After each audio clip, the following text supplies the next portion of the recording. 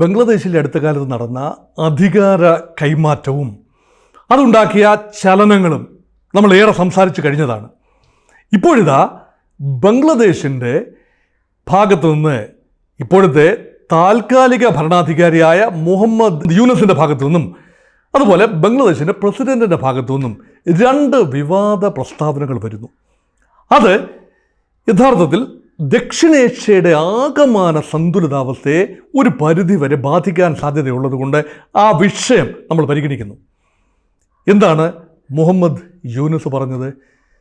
ഇന്ത്യയെ നോക്കി ബംഗ്ലാദേശിൻ്റെ ഇപ്പോഴത്തെ താൽക്കാലിക ഭരണാധികാരിയായ അവരുടെ പ്രധാനമന്ത്രി എന്ന് വേണമെങ്കിൽ പറയാം, അതിന് തുല്യമായ സ്ഥാനമുള്ള മുഹമ്മദ് യൂസഫ് പറയുന്നു, ബംഗ്ലാദേശ് ഒരു അഫ്ഗാനിസ്ഥാനാണെന്ന് നിങ്ങൾ പറയരുത്, ഇന്ത്യ പറയരുത്. ബംഗ്ലാദേശ് മതസ്വാതന്ത്ര്യമുള്ള സ്ഥലമാണ്. ബംഗ്ലാദേശിലെ ഹിന്ദുക്കളെ വലിയ തോതിൽ ബംഗ്ലാദേശിലെ മുസ്ലിങ്ങൾ പീഡിപ്പിക്കുന്നു, ഭരണകൂടം മർദ്ദനമഴിച്ചുവിടുന്നു. ബംഗ്ലാദേശിലെ 8% വരുന്ന 7.95 അത് 8% എന്ന് കൂട്ടാം, 8% വരുന്ന ഹിന്ദു പോപ്പുലേഷനെ ഏതാണ്ട് 1 കോടിയിൽ പരം വരും.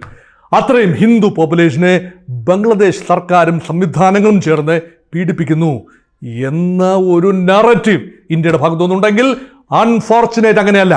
ഇത് പറയാനുള്ള കാരണം കഴിഞ്ഞ ദിവസം പോലീസ് കസ്റ്റഡിയിൽ വെച്ച് മൃഗീയമായി ചതച്ചരക്കപ്പെട്ട ഒരു ഹിന്ദു ബാലൻ എന്ന് പറയുമ്പോൾ അവന് 22 വയസ്സുള്ള ഒരു സോഷ്യൽ മീഡിയ പോസ്റ്റിൻ്റെ പേരിൽ പ്രവാചക നിന്ദ ആരോപിച്ചുകൊണ്ട് മുസ്ലിം മതവികാരത്തെ വ്രണപ്പെടുത്തി എന്ന കാര്യം പറഞ്ഞുകൊണ്ട് സാമൂഹ്യ മാധ്യമങ്ങളിൽ പോസ്റ്റിട്ട ഒരു 22-കാരൻ അദ്ദേഹം ഉത്സവ് മണ്ഡലിനെ പിടിച്ചുകൊണ്ടുവന്നു മുസ്ലിങ്ങൾ.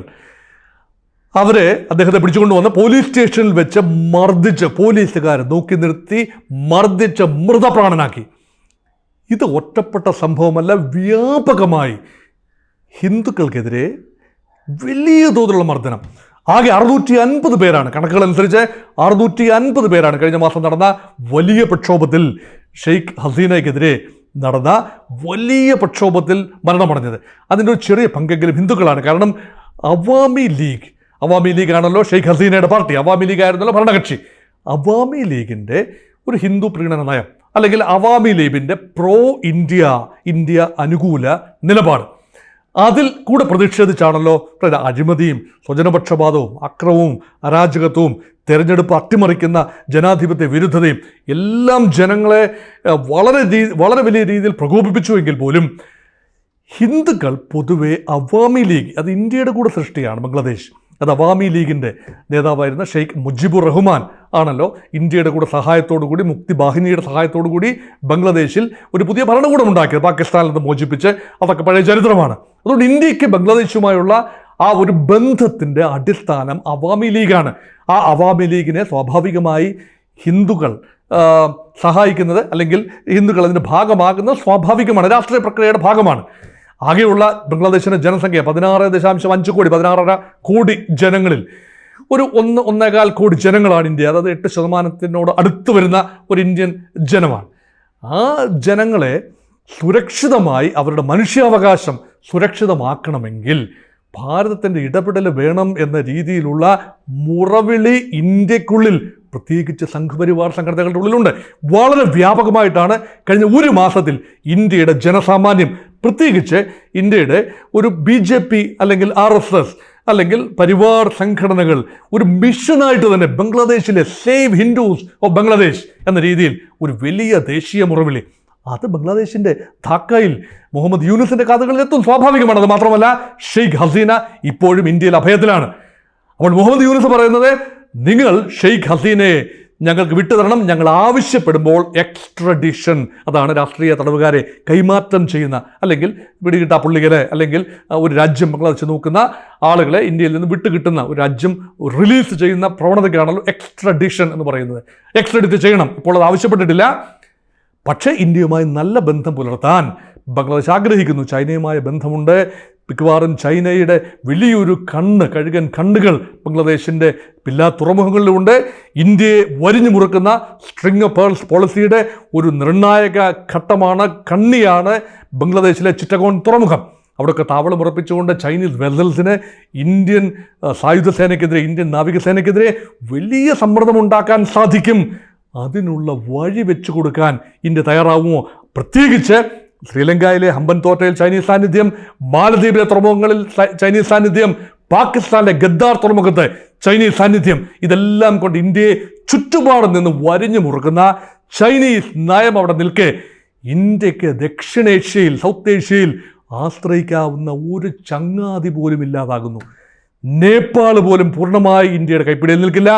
ഇക്കണോമിക് കോപ്പറേഷൻ, വർദ്ധിച്ചു വരുന്ന നേപ്പാൾ ചൈന സാമ്പത്തിക സഹകരണം ഒക്കെ നോക്കുമ്പോൾ ഒരു രാജ്യവും ദക്ഷിണേഷ്യയിൽ, ഇന്ത്യ വിശ്വഗുരുവാണെന്നൊക്കെ പറയുന്നു, പക്ഷേ ലോകത്ത് സമാധാനം ഉണ്ടാക്കാൻ റഷ്യ ഉക്രൈൻ യുദ്ധത്തിൽ ഉൾപ്പെടെ സമാധാനത്തിൻ്റെ വെള്ളരിപ്രാവുകളെ പറത്തിവിട്ടുകൊണ്ട് ഇന്ത്യ മധ്യസ്ഥത വഹിക്കാൻ നോക്കുന്നു. പക്ഷേ സ്വന്തം ബാക്ക് യാർഡിൽ രാജ്യങ്ങളെ ഒരുമിച്ച് നിർത്താൻ കഴിയുന്നില്ല. അതുമാത്രമല്ല, ഇത്തിരി പോന്ന ബംഗ്ലാദേശിൻ്റെ ഇപ്പോഴത്തെ ഭരണാധികാരി പറയുന്നു, നിങ്ങൾ ഞങ്ങളെ അണ്ടർ എസ്റ്റിമേറ്റ് ചെയ്യരുത്.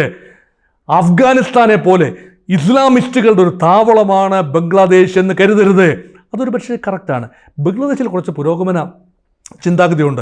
ഒരു റാഡിക്കൽ ഇസ്ലാമിന് വളരെ വലിയ വളക്കൂറുള്ളൊരു മണ്ണായിരുന്നില്ല. പക്ഷേ ഷെയ്ഖ് ഹസീനയ്ക്കെതിരെയുള്ള പോരാട്ടത്തിൽ ജമാഅത്തെ ഇസ്ലാമി ഉൾപ്പെടെയുള്ള ഘടകങ്ങൾ വളരെ സജീവമായി പങ്കെടുത്തുകൊണ്ട് റാഡിക്കൽ ഇസ്ലാമിൻ്റെ ഒരു ചെറിയ ഒരു ഭാഗം, ഒരു ലാഞ്ചന ബംഗ്ലാദേശിൽ വന്നു എന്നത് ഒഴിച്ചു നിർത്തിയാൽ ബംഗ്ലാദേശ് ഇപ്പോഴും പൊതുവെ മതപരമായി സംയമനം പാലിക്കുന്ന ഒരു രാജ്യം തന്നെയാണ്.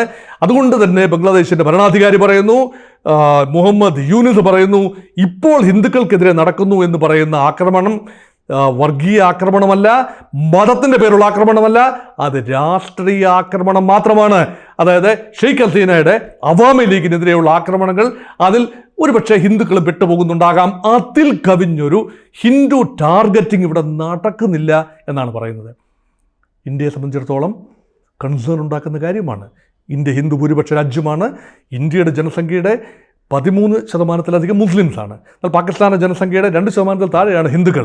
ബംഗ്ലാദേശിൻ്റെ ജനസംഖ്യയുടെ 8% ഹിന്ദുക്കളുണ്ട്. അത് വിഭജന സമയത്ത്, ബംഗ്ലാദേശിൻ്റെ രൂപീകരണ സമയത്ത് 22% ഹിന്ദു ജനസംഖ്യ ബംഗ്ലാദേശിലേത് 8% കുറയുന്നു.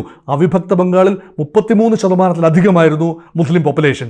അപ്പം ഹിന്ദു പോപ്പുലേഷൻ, അപ്പോൾ ഹിന്ദു ജനസംഖ്യ ബംഗ്ലാദേശിൽ ഭീതിതമായ രീതിയിൽ കുറഞ്ഞു വരുന്നത് കണ്ടില്ല എന്ന് നടിക്കാൻ ഭാരതത്തിനാവില്ല. പ്രത്യേകിച്ചും ഭാരതത്തിൻ്റെ ഇപ്പോഴത്തെ എസ്റ്റാബ്ലിഷ്മെൻറ്റിന് കഴിയില്ല. അതുകൊണ്ട് ഈ വിഷയം സുഗമമായി കൈകാര്യം ചെയ്യുന്നതിലാണ് ഇന്ത്യയുടെ നയതന്ത്ര രംഗം ഉണർന്ന് പ്രവർത്തിക്കേണ്ടത്. അല്ല എങ്കിൽ വളരെ തന്ത്രപരമായ ഒരു സ്ഥലത്ത് സ്ഥിതി ചെയ്യുന്ന, ജിയോ സ്ട്രാറ്റജിക്കലി വളരെ റെലവൻ്റായ ഒരു സ്ഥലമാണ് ബംഗ്ലാദേശ്.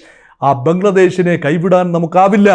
എന്തു വില കൊടുത്തും സമരസപ്പെട്ട്, പുതിയ ഭരണകൂടവുമായി സമരസപ്പെട്ട് പുതിയൊരു തിരഞ്ഞെടുപ്പിലൂടെ അധികാരത്തിൽ വരുന്ന ഒരുപക്ഷെ ബംഗ്ലാദേശ് നാഷണൽ പാർട്ടി, അതിൻ്റെ നേതാവ് ബീഗം ഖലിദ സിയയ്ക്ക് ഏറെ പ്രായമായി, ഖലിദ സിയയുടെ മകനോ അല്ലെങ്കിൽ BNPയുടെ നേതൃത്വവും ആയിരിക്കാം. അവാമി ലീഗ് ഒരിക്കലും ഉടനടി അധികാരത്തിൽ വരില്ല എന്നാണ് എൻ്റെ നിഗമനം.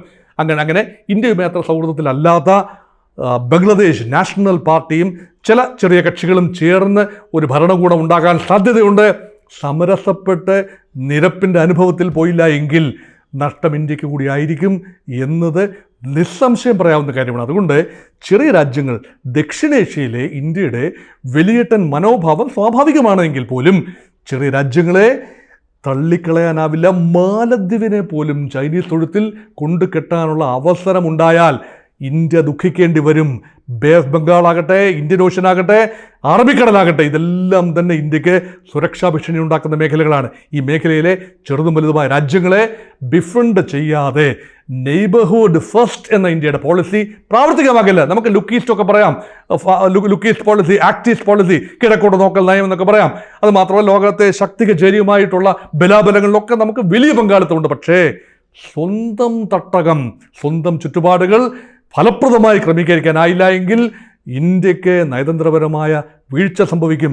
ഇന്ത്യയുടെ അഭിമാനത്തിന് സ്വന്തം വീട്ടുമുറ്റത്ത് തന്നെ തിരിച്ചടി ലഭിച്ചാൽ അത് ഭരണകൂടത്തിൻ്റെ പരാജയമായി ആത്യന്തികമായി വ്യാഖ്യാനിക്കേണ്ടി വരും.